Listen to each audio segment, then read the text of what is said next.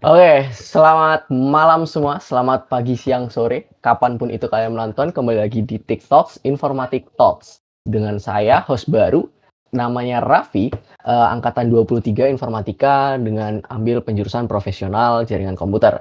Nah, di sini, episode kali ini kita ketemu dengan narasumber baru, mungkin bisa diperkenalkan Mas, siapa namanya dan perkenalannya?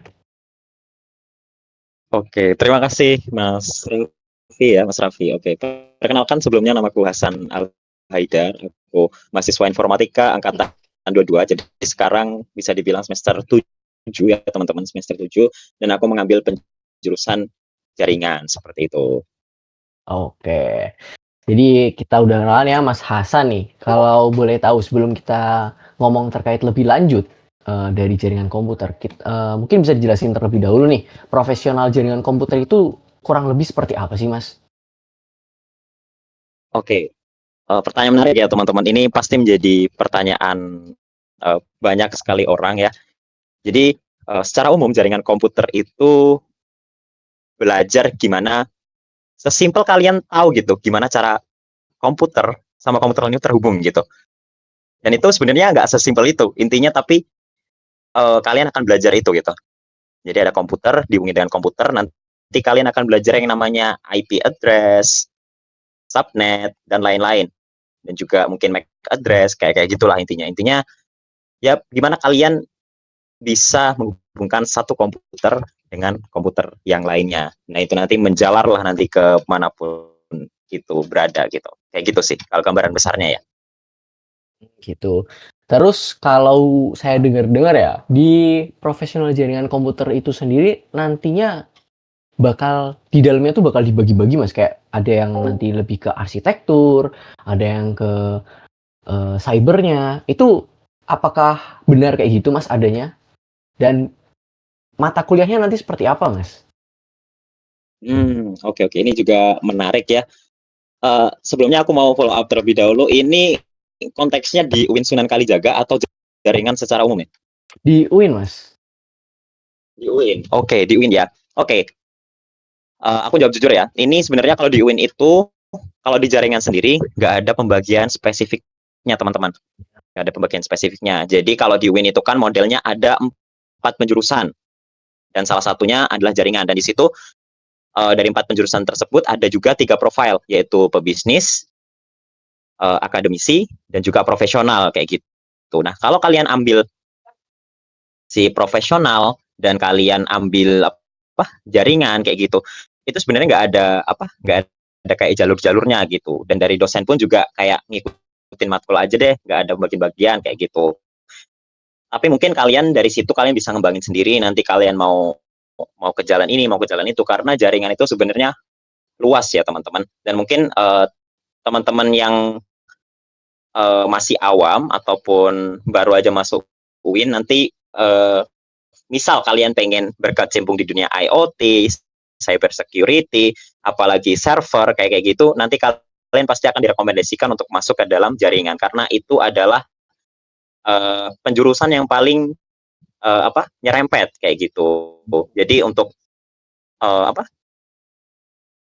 pembedaan dari kan itu udah Penjurusan penjurusan itu. jaringan. Ya, penjurusan jaringan itu nggak dibeda-bedakan kayak gitu. Nah, untuk matkulnya sendiri tadi banyak ya. Jaringan itu juga ada teorinya, juga ada Praktiknya. praktiknya seperti itu. Jadi untuk teorinya sendiri kayak misal gimana jaringan itu terbentuk, gimana komputer itu terhubung, dan juga bahkan sampai itu aku paling ingat matkulnya Pak Taufik. Nah, Pak Taufik itu beliau membahas gimana caranya suatu media itu bisa dikirimkan lewat WiFi kita kayak gitu. Itu di encode dulu, baru kalau mau lebih kecil ya dikompres, dan cara kompresnya itu benar-benar diajarin gitu gimana cara ngompres tiap bitnya seperti itu. Jadi ya ada teori, ada prakteknya. Intinya gimana cara kita bisa membuat suatu jaringan lah, ini suatu jaringan. Terutama keamanan, keamanan juga ada kalau mau keamanan.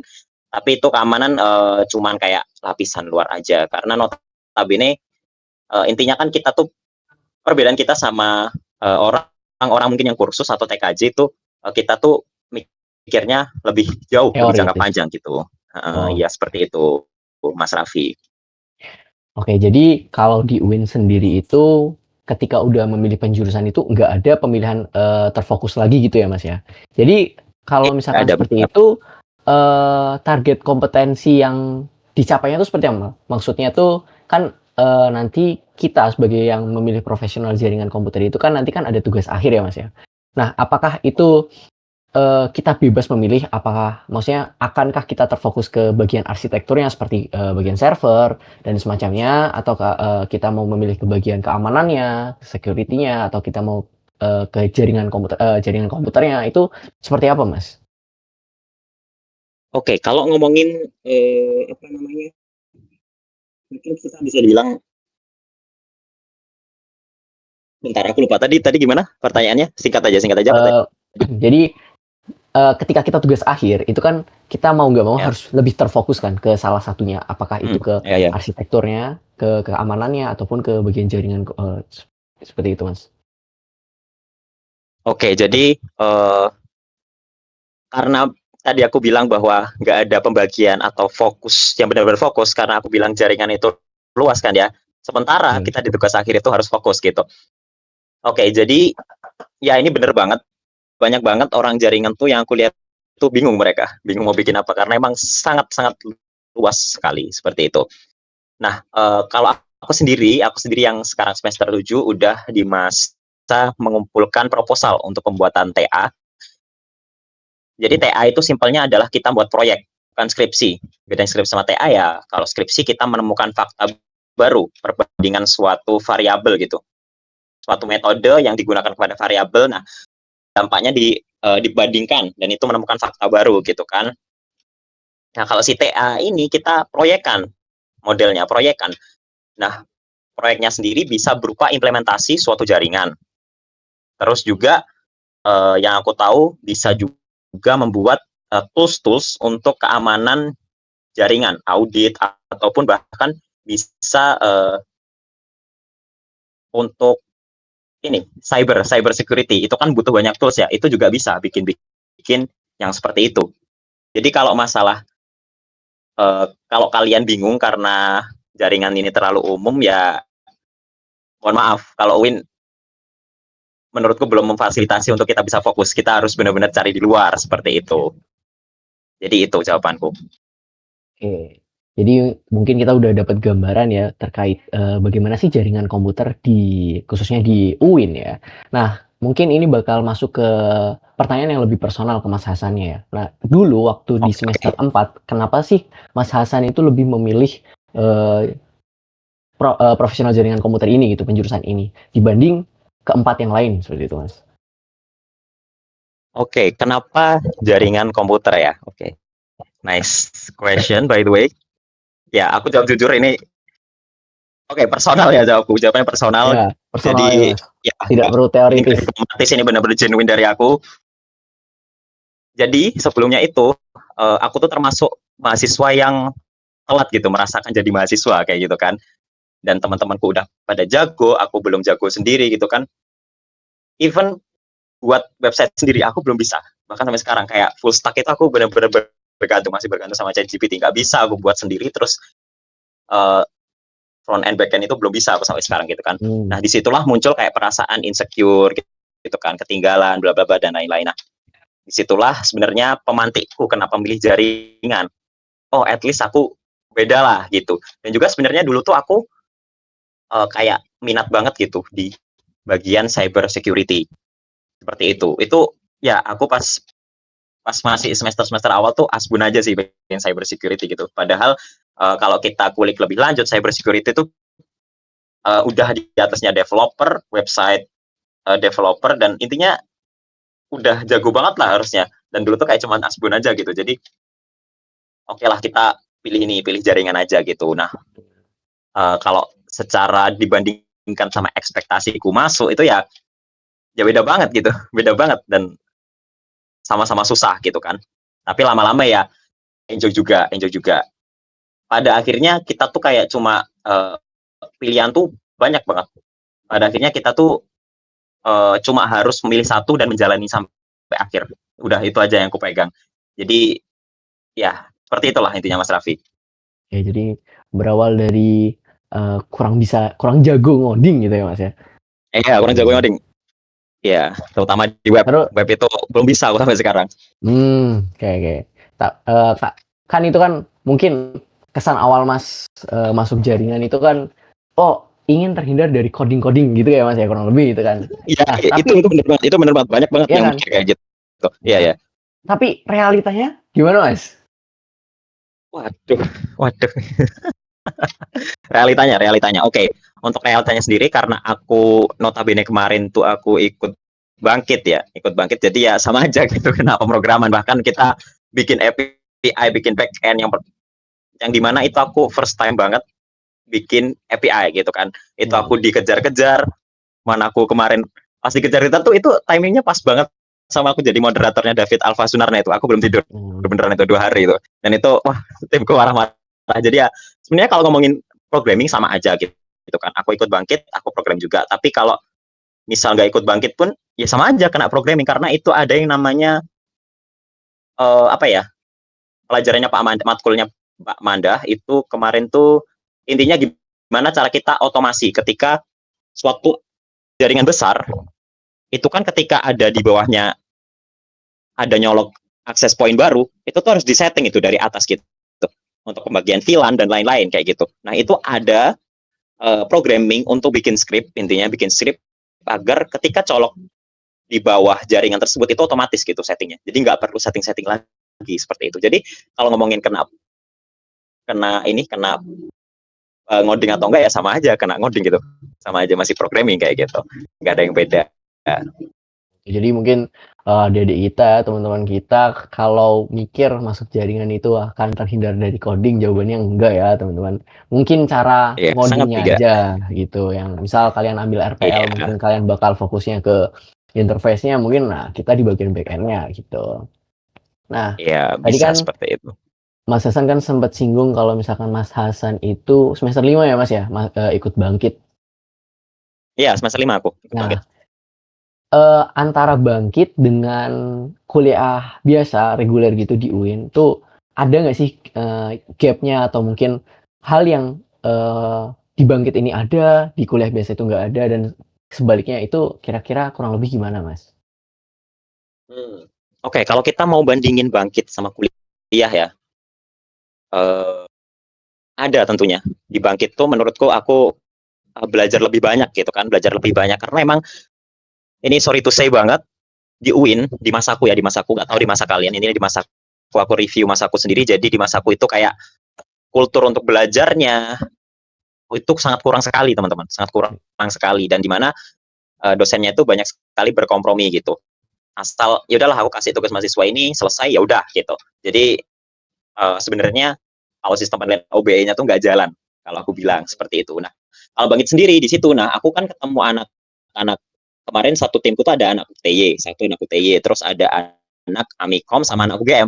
Nah di situ aku yang nggak jago itu tuh kayak terpacu gitu sama kultur mereka kayak gitu meskipun mereka ya UTY Amikom UGM emang gacor kan intinya aku kepacu lah sama mereka sama pace mereka belajar pace mereka menyelesaikan suatu problem itu aku kepacu banget gitu kayak ayo harus selesai terus nggak boleh nunda-nunda lagi aku besok mungkin kepikiran dimarahin temanku bla bla bla gak enak sama temanku dan lain-lain kalau yang aku dapetin itu sih mungkin kalau dari bangkit ya intinya kita belajar dari kulturnya itu kita masuk ke sistemnya kita belajar di situ dan akhirnya kita kayak yaudah dapat insight baru cara belajar baru seperti itu dan juga kalau di bangkit itu ada yang namanya pelatihan soft skill jadi soft skill itu diajarkan berdampingan dengan hard skill kita ya kayak programming dan lain-lain di samping itu kita belajar soft skill yang berupa mungkin ini uh, growth mindset nah kayak gitulah dan juga kita di situ juga diajarin bahasa Inggris juga kayak gitu mungkin Jadi kayak gitu Mas Raffi untuk jawabannya. lebih ke ini ya, apa ya, bisa dibilang tuh motivasinya jadi meningkat gitu ya, di bangkit itu? Motivasinya ya juga tapi uh, bukan dilemanya apa ya? Di lain sisi itu kita juga mungkin kalian akan merasakan ya, yang biasanya masuk kelas, di kelas ketemu teman-teman, tiba-tiba kalian sendirian di kamar dan harus membangkitkan diri kalian sendiri untuk mau mengerjakan kayak gitu. Ini kan aku bicaranya tadi buat yang pas ngerjain capstone. Pas ngerjain capstone kita sering banget ketemu di kafe, di ya di tempat, ya intinya di tempat-tempat yang kita bisa ngumpul bareng kayak gitulah. Jadi kayak gitu. Ada dilemanya. Terus mungkin dari Mas Hasan itu kan kurang lebih kan bisa dibilang udah, eee 2 semester, OTW 3 semester ya, Mas, ya? Di apa, Oke ya. terkhusus di jaringan ini. Nah, ada nggak sih mata kuliah yang sejauh ini tuh jadi, apa ya, bisa dibilang tuh teringat banget gitu, kayak, terpatri dalam hatinya kayak, "Oh, ini mata kuliah ini aku inget terus," gitu. Kayak mata kuliah favorit gitu, Mas. Mata kuliah favorit ya, mata kuliah favorit, mata kuliah favorit. Hmm, sebenarnya kalau aku pribadi, ini genuine bukan diplomatis, jadi ya serah kalian nanggepinnya mau kayak gimana. Nggak ada jujur, nggak ada yang aku inget gitu kan, nggak ada yang, maksudnya nggak ada yang jadi favoritku kayak gitu. Tapi aku suka dengan cara ngajar Pak Taufik kayak gitu. Itu baru kerasa ketika aku masuk penjurusan jaringan. Jadi ketika kita ke tempat, mungkin kalau di semester-semester awal kalian dapat Pak Taufik itu, Pak Taufik tuh tipe orang yang sering kali menghilang, sering kali nggak datang seperti itu. Tapi di semester akhir yang di mana di kelasku tuh mungkin cuma 8 sampai 13 orang. Itu tuh Pak Taufik bener-bener kayak nanyain kita satu-satu gitu. Bener-bener diajar sampai kita habis gitu. Jadi ya kalau ngomongin yang jadi favoritku ya, ya momen diajar Pak Taufik. Kalau matkul sih menurutku nggak ada yang favorit banget, karena emang ya aku kebanyakan belajar di luar sih sendiri kayak gitu. Oke, jadi mungkin yang memorable itu bukan, matkulnya tapi dosennya ya, Mas, ya? Iya, iya, dosen yang memorable. Mmm, sama ini Mas, mungkin kan, selama Mas Hasan ini belajar di jaringan itu ya, Mas, ya. Apakah ada Mas, software-software yang, eee, jadi sering banget gitu bakal gunakan gitu di ketika jaringan ini, dan ini kan otomatis kan, bisa jadi momen awal buat adik-adiknya yang mau masuk ke jaringan biar, oh biar ngerti dulu GNS3 misal, kayak, "Ini apa sih? Ini apa?" Gitu. Kira-kira apa Mas? Oke, oke. Untuk software atau tools ya, mungkin software dan tools yang digunakan untuk jurusan jaringan yang sering juga. Kalau yang pernah aku coba aja dulu deh. Kalau yang pernah aku coba, aku pernah cobain pakai NS3, GNS3 sama Cisco pakai Tracer kayak gitu. Sebenarnya teman-teman, kalau kalian masuk jaringan itu benar-benar kalian mau jadi peak of mahasiswa jaringan itu, sebenarnya start dari basic jaringan dulu, IP address, MAC dan lain-lain, dan diaplikasikan ke salah satu aja deh dari aplikasi-aplikasi dari software-software tadi, NS3, GNS3 ataupun Cisco pakai tracer kayak gitu.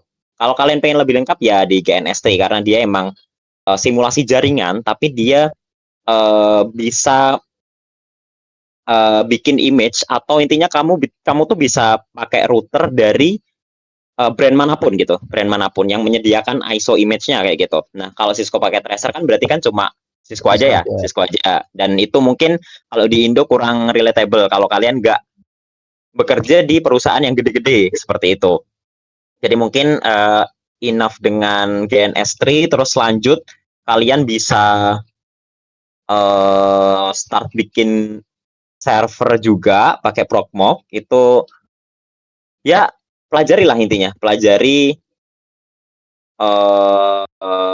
software-software tersebut kayak gitu. Mungkin kalau saranku, kalau dari software itu aja sih, jangan muluk-muluk dulu, dijagoin aja di situ dulu, sama basicnya diperkuat lagi seperti itu. Gitu aja Mas Raffi. Oke, kayak gitu ya Mas ya kurang lebih. Ini Mas, aku mau tanya nih, kalau kira-kira kan tadi kan sempet disinggung ya, bahkan untuk ke arah tugas akhir pun banyak mahasiswanya itu yang masih bingung gitu. Nah, apalagi buat, kerjanya gitu Mas, profesinya gitu. Nah, kira-kira kalau dari sepengetahuan Mas Hasan sendiri, profesi yang nyambung di terkait jaringan ini tuh apa aja sih Mas kira-kira? Oke, menarik menarik banget. Oke, kan sering banget nih dibahas bahwa kuliah tuh tujuannya kerja gitu kan. Ya intinya kayak gitulah ya. Oke, dan mungkin teman-teman pengen banget nih kalau kuliah pengen kerja yang relate gitu lah dengan jurusannya seperti itu. Nah, aku mau tanya dulu nih biar kita juga dua arah gitu kan diskusi. Kalau Mas Raffi Boleh Mas. sendiri pikirnya kalau jaringan tuh dia bakal kemana gitu? Ke jaringan. Satu deh, Kalau satu job aja yang nyambung banget ke jaringan gitu. jelas Mas, mungkin bisa jadi hacker Mas. Gimana tuh? Oke, hacker. Boleh banget jadi hacker. Hacker itu Kalau kalau ya bahasa kerennya sering. mungkin ini Mas, pen tester gitu Mas. Pentester siap. Oke, pentester. Oke. Boleh, bisa banget, sangat-sangat bisa pentester ya. Pentester itu intinya penetration testing, jadi kita berusaha jebol-jebol dan biasanya itu adalah suatu web gitu kan. Kalau ngomongnya pentester, orang tuh kayak stigmanya ke web lah intinya. Padahal pentester tuh bisa kemana-mana gitu, bisa ke Android, bisa ke aplikasi Android, HP, ataupun apapun itulah. Bisa dari hardware atau softwarenya seperti itu, pentest itu. Jadi hacker bisa gitu kan, kayak hacker bisa dan hacker pun banyak gitu kalau memilih jalur legal tuh jalur legal itu banyak gitu sebenarnya jalurnya kayak gitu kan bisa jadi pen tester atau jadi red team, jadi blue team kayak gitu banyak sebenarnya. Nah kalau dari aku sendiri ya teman-teman itu misal kalau kita bahas hacker dulu, kalau mau jadi hacker itu aku rata-rata nemuin orang itu awalnya jago banget sama yang namanya komputer. Basic banget dengan komputer kayak gitu kan. Jadi pekerjaan yang cocok ketika kalian pengen jadi hacker itu rata-rata orang tuh menyarankan untuk jadi IT support. Ya, IT support. Kayak gitu. Itu yang pertama, kalian bisa ke IT support itu bisa dibilang mudah mudah dicari pekerjaannya dan masih banyak mungkin tapi ya gajinya kurang-kurang bersaing gitu. Tapi itu bisa jadi apa namanya? Pintu untuk kalian masuk ke dunia hacker seperti itu. Nah, untuk pekerjaan yang lain ya banyak sebenarnya. DevOps pun nyambung. DevOps yang bagian apa namanya? Ngurusin server, ngurusin biasanya kalau di Indo digabung sama backend sih kalau kalau urusan si DevOps Server ya? kayak gitu. Oh, Iya, DevOps. ngurus-ngurusin server. Dia gabung Mas Yan karena mungkin emang masih kecil skala bisnisnya seperti itu.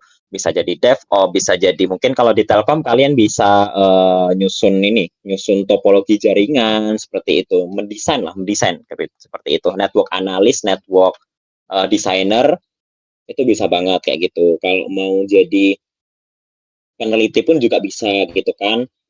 Banyak banget peneliti ini ya, mungkin ke ini ya, ke suatu aplikasi misal contoh WhatsApp.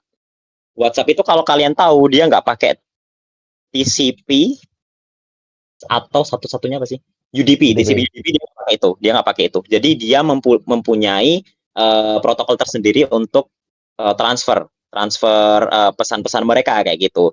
Nah itu kalian bisa tuh bekerja di situ. Jadi ada ada aspek keamanannya ada, jaringannya juga ada seperti itu. Kalian bisa lah nanti explore sendiri nanti di LinkedIn, di Glints dan lain-lain seperti itu untuk pekerjaan. Oke. Jadi pekerjaannya luas seluas yang harus dipelajari juga ya. Iya, benar banget. Kombinasi harus dikombinasikan lebih tepatnya ya, seperti itu. Oke, sekarang mungkin aku mau tanya terkait Mas Hasan ini kan LinkedIn-nya aktif, Instagram-nya aktif. Nah, ini Waduh. eh aku mau tahu gitu Mas, buat pengalaman Mas Hasan tersendiri terkait magang gitu Mas. Gimana itu Mas? Oke. Magang ya, magang. Oke. Ini mau ada cerita lengkap nih, magang nih. Oh, lengkap. Kita masih punya banyak waktu ini. Oke, siap-siap. Boleh ya, boleh ya. Oke, untuk magang tersendiri ya teman-teman. Sebenarnya aku sekarang ini mau magang lagi gitu. Sebelumnya aku udah magang, sekarang mau magang lagi karena aku merasakan bahwa magangku yang sebelumnya itu kurang melatih skillku atau implementasiku implementasi dari ilmu-ilmu yang udah aku dapat dari dosen pelajaran di kelas tuh kayak kurang gitu. Jadi kayak lebih ke ya seadanya aja lah. Jadi untuk singkatnya, kemarin aku magang di dinas kesehatan di Wonogiri. Itu dekat rumahku dan jaraknya pun bahkan dekat. Aku untuk ke sana aku cuman butuh berapa langkah ya, berapa langkah. Nah, di situ aku mendaftar sebagai network analis karena di sana katanya beberapa ruangan itu jaringannya sering putus-putus, sering macet, sering putus-putus dan lain-lain. Nah, di situ aku magang tuh 30 hari kan teman-teman. 30 hari, terus aku start lah itu. Mulai jalan-jalan, mulai tanya sana sini untuk keluhannya. Nah, di situ ya ini realita ketika bekerja ya, aku malah dicurhatin gitu. Itu bayangin teman-teman itu ada 3 gedung ya, 3 gedung dan intinya ruangannya juga banyak banget dan di situ per ruangan intinya aku bakal dicurhatin, pasti ada yang curhat itu 2 jam gitu, cerita sampai keluarganya itu ada itu sampai 2 jam kayak gitu kan. Malah Itu kemana-mana realita ya. lah, realita realita magang di dinas kesehatan Wonogiri seperti itu kan. Jadi aku dicurhatin bla bla bla dan lain-lain. Nah, dan untuk network analisnya ya aku pertama ngumpulin data itu, ngumpulin data, jalan-jalan sambil dicurhatin. Nah, terus teman-teman di tengah-tengah aku magang itu, aku juga kayak ditambah-tambahin gitu ke pekerjaannya ya biasalah anak magang lah. Aku tiba-tiba disuruh bikin PPT, jadi PDD, dan juga apa ya, benerin mouse, benerin printer. Wah, itu pik pik anak informatika yang dicintai seluruh umat ya kan kalau bisa dibilang. Ya intinya intinya kayak gitu, di tengah-tengah aku jalan-jalan, ya itulah intinya aku banyak banget hal-hal yang tidak terduga gitu di magangku tersebut gitu gitu kan. Nah, dan di situ aku kayak kurang fokus gitu untuk mencari data, tapi akhirnya ya di hari ke-28 aku selesai mengambil data, tinggal membuat laporan. Nah, di situ aku baru ketemu server teman-teman. Mereka nggak bilang mereka nggak punya server kan. Mereka nggak bilang kalau mereka punya server gitu. Tiba-tiba di hari ke-28, loh ini apa Nggak ini? Kok bilang nih. aplikasinya ada software kan? Dia tuh tiba-tiba kayak nge-save database tapi putus-putus gitu. Loh ini nge-save-nya kemana? Ke komputer itu mas. Loh ini server namanya. Waduh, itu aku kaget Oh, banget dan itu hari ke-28 itu. Waduh ini aku udah dapat data, aku udah bikin rancangan jaringan baru, topologi baru, ada server. Sementara kalau ada server itu kan ada datanya. Itu krusial banget teman-teman. Bahkan itu di lab loh, di lab. Itu kayak misal ada orang penting gitu, pejabat tes tes tes darah di situ ada penyakit apa, ketahuan orang kan itu bahaya banget gitu kan. Bahaya banget gitu kan. Jadi ya, harus ya, bikin ya, topologi ya. baru gitu. Jadi kayak wah ngeselin banget apalagi waktunya tinggal dikit gitu kan. Wah itulah intinya. Intinya aku kayak banyak kerjain hal-hal yang sebenarnya bukan bidangku dan juga kayak orang-orangnya juga sebenarnya kalau menurutku kalau aku lihat ya belum siap dengan hal itu. Tapi intinya dari situ outputku adalah laporan jaringannya. Kalian punya masalah di sini loh, di sini loh, di sini loh. Kayak gitu dan aku memberikan rancangan barunya. Seperti itu, teman-teman. Jadi untuk magang ya kurang lebih kayak gitulah, teman-teman untuk jaringan ya, untuk jaringan. Oke. Jadi kan mungkin lebih ke ini ya Mas ya, realita anak magang pada umumnya ya, pengennya kerjain apa, ternyata dikasihnya apa gitu ya. Iya, tapi itu aku maksa BTW. BTW aku maksa itu ya untuk bekerja di namanya jadi network analis gitu. Sebenarnya maksa. Awalnya aku kayak disuruh kayak anak informatika nginput data di web gitu kan kayak ngapain gitu template banget kerjaannya Pak gitu. Jadi aku maksa gitu kan. Jadi ya udahlah dapat pekerjaannya dan alhamdulillahnya selesai gitu. Tapi emang kurang puas aja sih sama performaku dan tempatnya kayak gitu. Oke. Nah, tapi berdasarkan dari apa ya, pengalaman ya, apa yang Mas Hasan rasakan dan mungkin, ekspektasi. Jadi kan intinya kan ekspektasi dan realitanya itu belum sebanding ya Mas, Iya, dari belum sembuh. Mas Hasan itu. Nah, tapi menurut Mas Hasan sendiri, seberapa penting sih magang buat anak-anak, terutama terkhusus di anak-anak jaringan gitu, Mas? Apakah ini kayak, "Oh kalian tuh sebisa mungkin harus magang kah?" Atau magang tuh hanya opsional atau kayak gimana menurut Mas Hasan? Magang penting banget guys. Bener-bener penting. Kalian minimal sekali harus merasakan magang. Dan kalau bisa itu magang yang bener-bener kalian implementasi skill kalian kayak gitu. Karena dari magang tuh mungkin aku nggak puas ya, tapi dari situ tuh aku jadi lihat itu realitanya gimana, dan bahkan aku di situ kalau kalian tahu aku dapat 2 job bikin website, itu pun dari WordPress dan dibayar mahal banget gara-gara ada puskesmas yang belum bikin website kayak gitu kan. Itu wow, ternyata apa ya? Maksudnya Indonesia tuh masih tertinggal gitu dengan luar. Kayak kita kan sering banget nih mikir kalau website mah udah Udah pakai AI biasa. bikinnya udah Eh, bla bla bla udah gampang. biasa banget gitu kan. Tapi itu tuh sebenarnya di Jakarta dan di luar negeri teman-teman. Kalau kalian ke pelosok itu tuh mereka tuh masih masih kayak wah website bagus banget ini pasti susah dan mahal Iya. gitu. Masih kayak gitu Wah, teman, teknologi bener-bener. baru. Iya teknologi bener-bener kayak gitu teman-teman. Jadi bisa membuka pandangan banget dan itu masih bisa menjadi peluang kalian meskipun itu akan habis dan aku berharap Indonesia bakal cepat maju ya pastinya.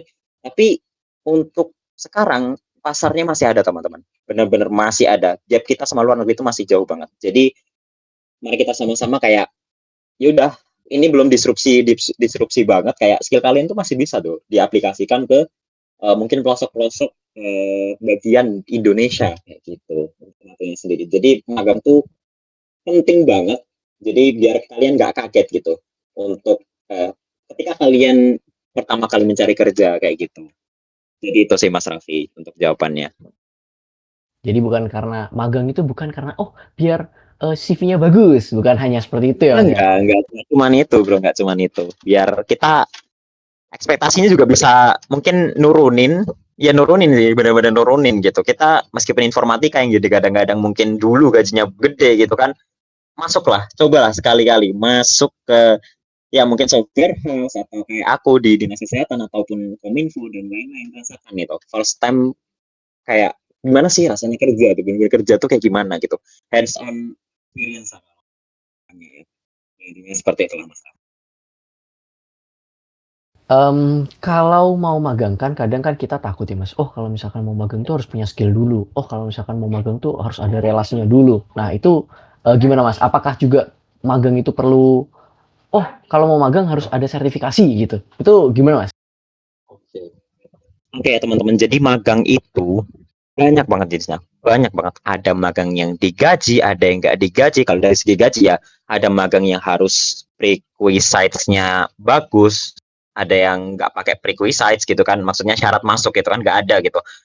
Jadi banyak banget jenis magang. Dan saranku buat kalian jangan takut untuk magang teman-teman, karena pikiranku ini benar-benar baru kebuka saat semester 5 teman-teman. Ada temanku yang secara gila-gilaan perusahaan itu nggak buka magang teman-teman, dia cuman bikin surat di intinya ruang tata usaha itu yang lantai 2 bikin surat pengantar itu langsung disebarin di HRD di perusahaan tersebut kayak langsung tutup pintu buka ke HRD-nya bilang Pak Bu aku mau magang benar-benar kayak gitu kayak wow ternyata ternyata kita cuma butuh sedikit keberanian gitu kan dan mungkin emang nggak digaji emang mungkin fasilitasnya nggak banyak dan juga kita tujuannya belajar di situ. Kita tujuannya belajar. Jadi egonya diturunin dikit lah mungkin karena kita emang mau belajar.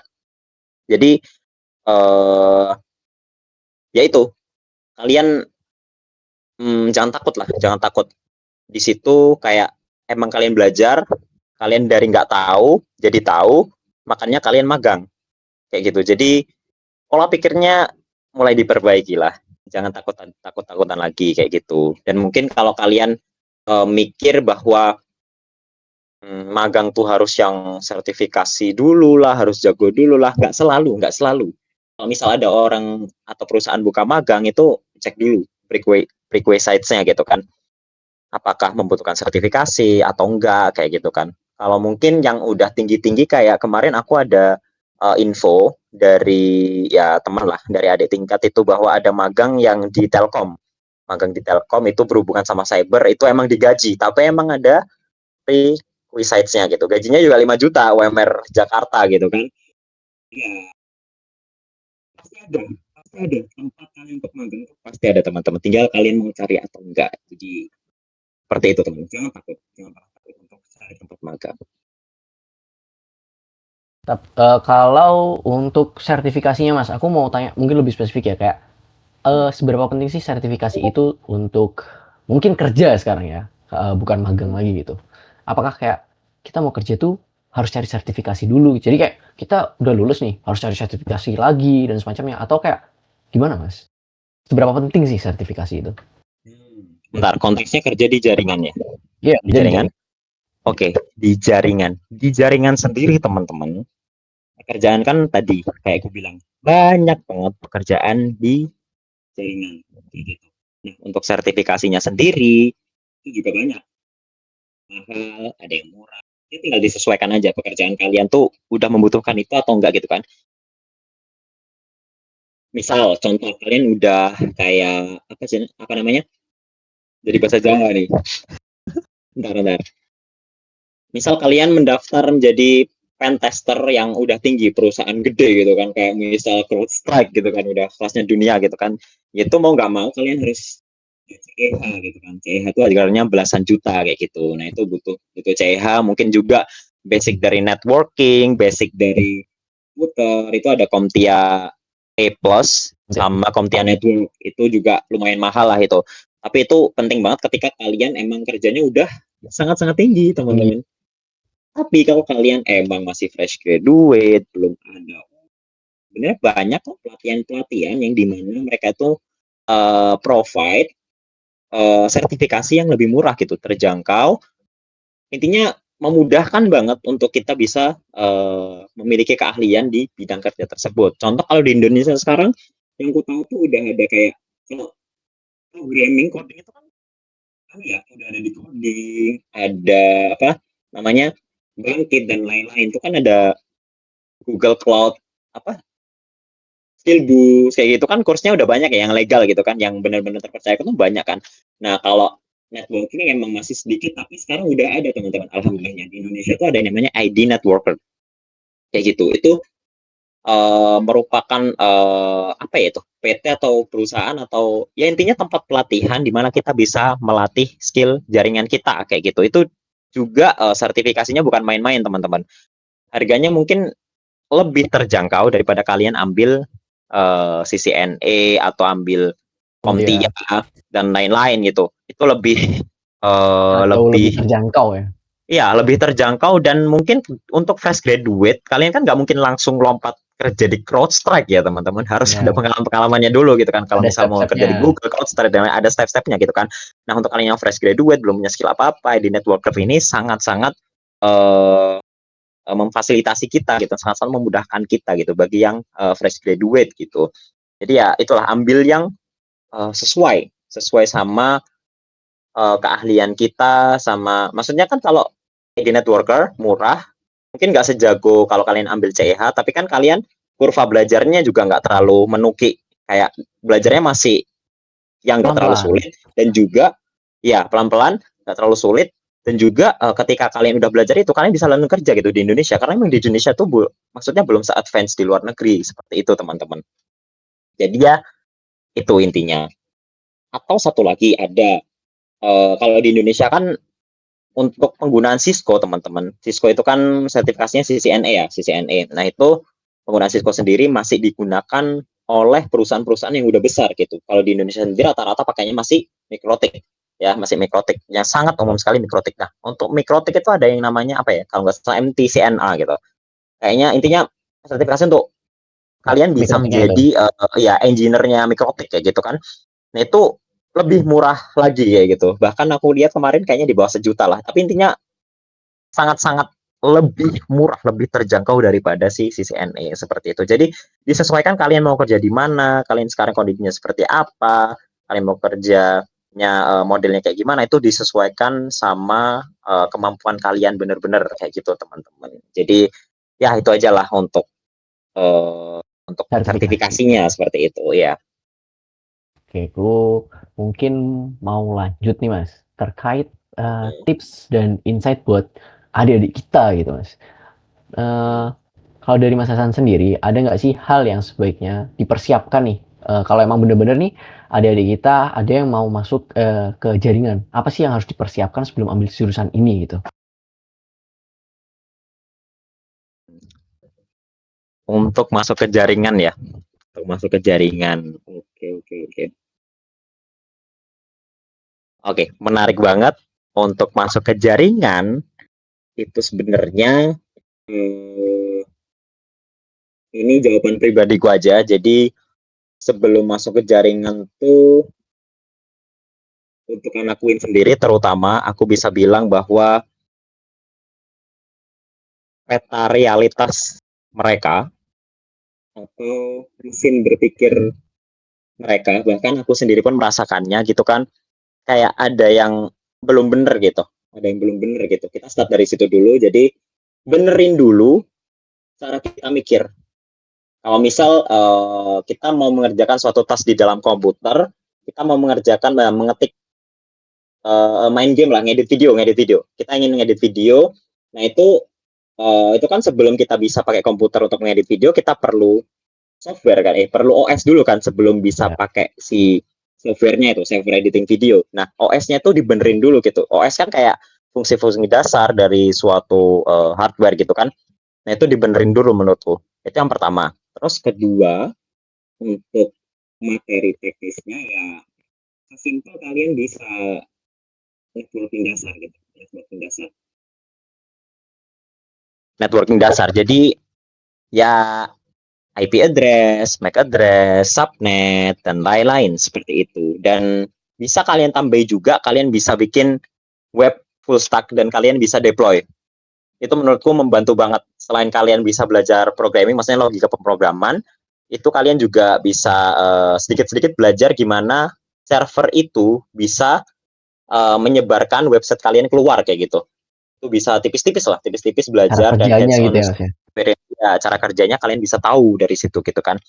Ya tadi kalau diurutkan berarti tadi OS-nya kalian dulu, cara berpikir kalian, kerangka berpikir kalian dulu dibenerin, habis itu networking dasar, programming dasar, habis itu bikin mungkin bisa tambahan bikin website dari awal sampai bisa deploy sendiri gitu.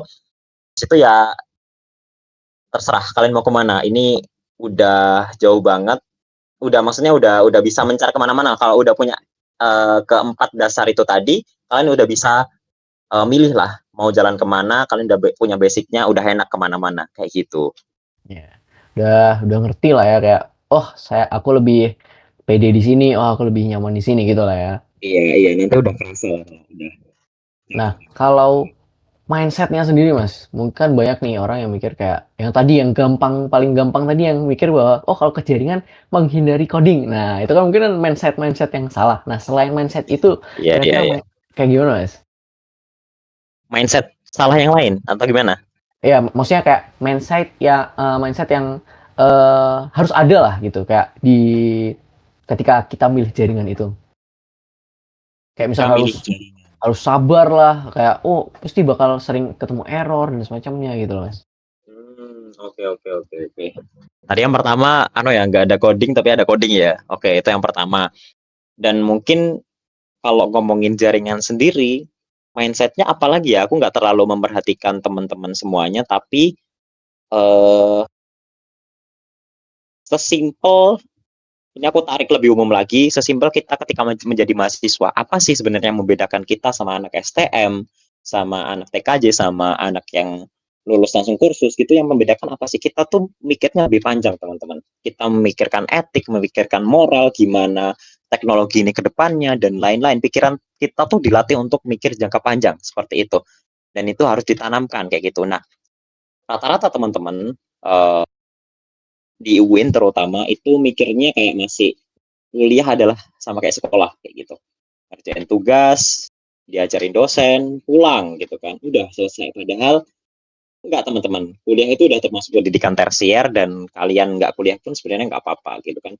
Dan di situ emang ada pola-pola pikir yang diajarkan untuk mahasiswa gitu, salah satunya ya tadi berpikir lebih panjang seperti itu. Dan untuk mungkin kalau jaringan sendiri ya ini nggak tahu bener apa enggak, tapi hmm, ini sesuatu yang harus kalian hindari gitu kan.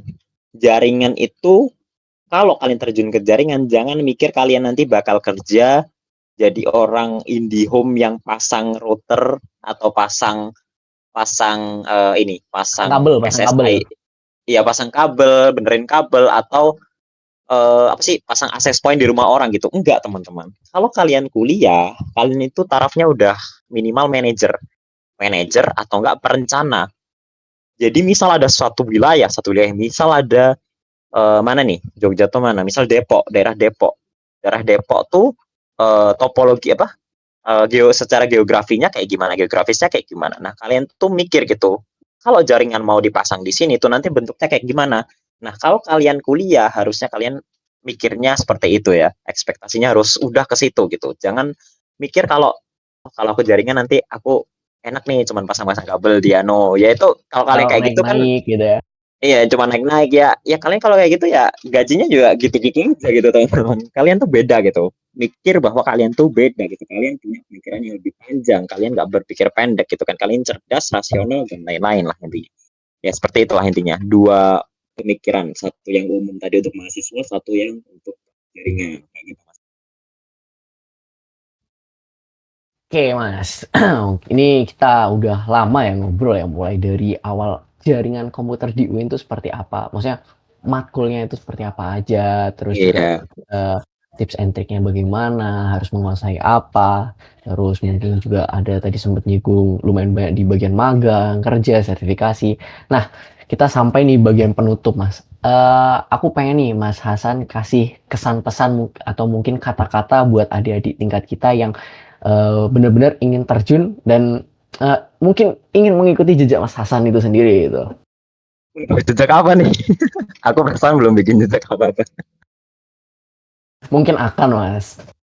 Oke, mungkin nggak akan ya ya semoga lah doain yang terbaik untuk aku, untuk kalian semua gitu kan, dan untuk mungkin kalau bisa memberikan wejangan buat kalian ya intinya pede, pede sama diri kalian sendiri, jangan kejar validasi orang lain teman-teman, karena ketika kita udah menggantungkan validasi kita kepada orang lain itu hidup kita benar-benar rasanya kayak dikontrol orang lain teman-teman. Dan nanti teman-teman, suatu saat dan aku yakin kalian bakal sampai pada titik ini dan amin kalian semoga sampai di titik ini. Jadi intinya ada titik di mana manusia itu udah benar-benar percaya sama dirinya sendiri. Dan itu menurutku adalah orang-orang yang nggak bisa dikalahin. Kayak mereka bisa hilang berhari-hari hanya untuk belajar dan nggak peduli sama kata orang.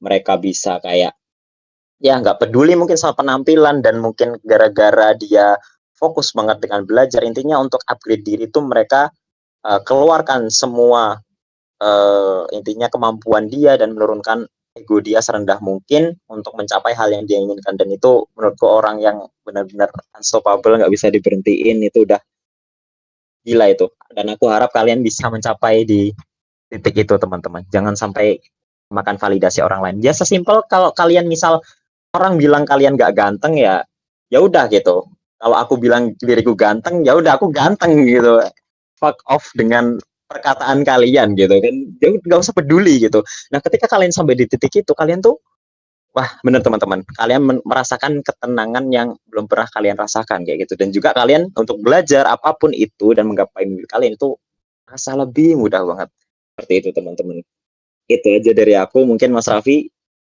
udah gitu aja. Oke, mungkin itu ya kata-kata atau mungkin kalimat hari ini dari Mas Hasan. Oke, jadi mungkin gitu aja teman-teman buat episode kali ini. Jangan lupa buat tunggu episode berikutnya mungkin lain host, lain narasumber, ya itu pasti. Jadi segitu aja buat episode kali ini. Ada kurang lebihnya eh, siapa yang mau mohon maaf ya? Nggak ada yang mohon maaf, nggak ada yang salah di sini.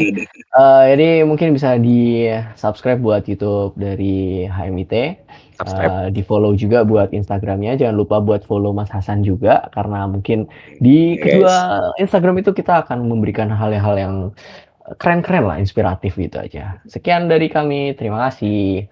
Selamat berjumpa lagi. Dadah guys.